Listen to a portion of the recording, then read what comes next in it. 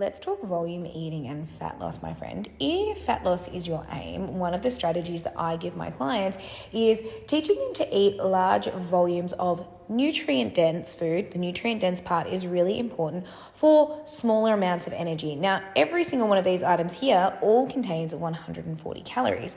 However, one of them is probably going to keep you fuller for a little bit longer. It's probably going to offer you more vitamins, minerals, and nutrients, and it's probably going to be a little bit trickier to overeat on. And I'm sure that you all can guess that it is most likely going to be the Brussels sprouts. Now, there's nothing wrong with any of the foods that you see here. However, if you're feeling particularly hungry and you want to spend some of your energy tickets, something like this, 140 calories, absolutely a-okay. Go for it sometimes in moderation, not a problem. But if you're hungry, that is not going to keep you full. If you are feeling a little bit hungry or you're looking for a snack, something like this can be okay, but it might not make you satisfied, because if you go for something like this, they're not overly satisfying. And I want to tell you that half the bag of these is actually 140 calories. Most people would eat the whole bag because they don't realize how much energy they have, and that is going to be 300 calories, which is the equivalent to your McDonald's cheeseburger.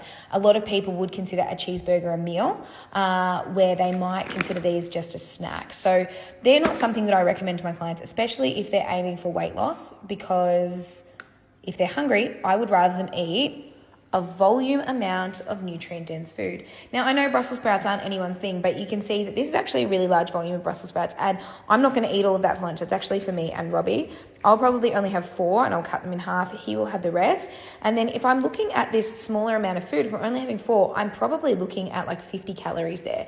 And then I'm going to pair that with a nice amount of protein and another veg. So this is how I get my clients to eat in a calorie deficit while they're not hungry, because I teach you about things like all foods are okay in moderation. I still eat and enjoy chocolate on a very regular basis, and if that's something my clients enjoy, I encourage them to do the same. We just factor it in and make sure that we're getting a good balance of our macro and micronutrients. Now, with something like this, say half the bag being 140 calories, I can tell you what, I would way rather spend my energy tickets here than here. I know that this will make me quite content and satisfied, especially when I'm enjoying it in the right context, than maybe having something like this, thinking that this is a decent snack. I would rather eat pizza shapes, and like on par, a single serve of pizza shapes is the equivalent to this. So that's why it pays to know how to read the back of your food labels. It also pays off to have some strategies when your aim is fat loss, so that you're not feeling hungry and restricted by a meal plan that might have like what you deem to be very nice, tasty, enjoyable foods all the time. However, if that leaves you hungry between lunch and dinner and you only have like a measly little snack in between, it's much better to learn and educate yourself on how to create a good balance within your own diet, so that you don't have to live and die by your calories or by the numbers.